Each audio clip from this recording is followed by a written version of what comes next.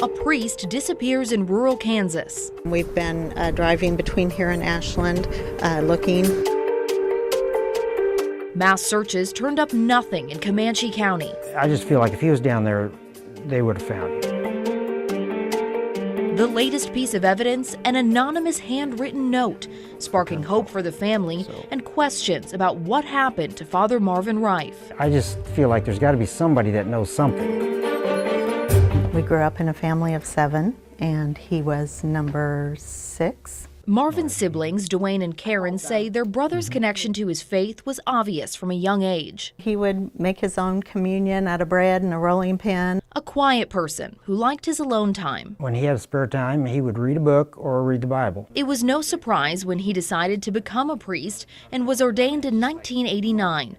Marvin served in the Dodge City Diocese for nearly 2 decades before his mental health forced him to take a leave of absence. I think he was suffering really severe depression, that and a lot of anxiety. Marvin was in and out of nursing home facilities before moving to Protection Valley Manor in October of 2016. While he was there, he did a lot of Bible studies, and the residents just loved to have him there. But less than a year later, Marvin vanished. It looks like he wanted to go out for a walk and was allowed to go out for a walk, but told to stay in the parking lot. And then I think time frame wise, it looks like about 30 minutes later, the staff couldn't find him. So. And he was unsupervised? Unsupervised. Do you think he should have been allowed to go out there on his own? No. As long as we don't have a body, I mean, we're going to continue searching and pursuing this. Karen and Dwayne say Marvin had a history of walking off from other facilities.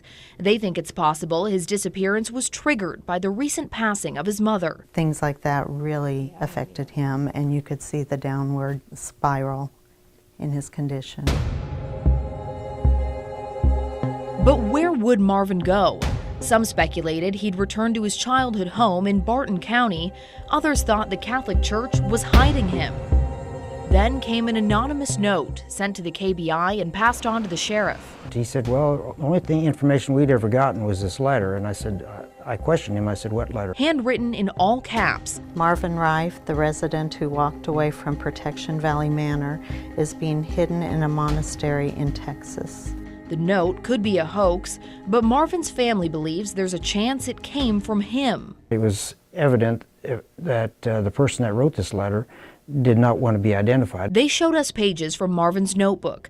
The handwriting doesn't appear to match. Those few words restored hope for Marvin's family and inspired them to send letters to every monastery they could find in Texas. We look for you wherever we go. We love you and miss you so very much. Please let us know that you're okay. 20 letters went out. Only about half came back. None with the news they were hoping for. Now they hold on to the things Marvin left behind. These were some prayer beads that he carried. And continue to pray for answers. We just need closure. And maybe that's being selfish, but just either knowing he's okay here or somewhere else.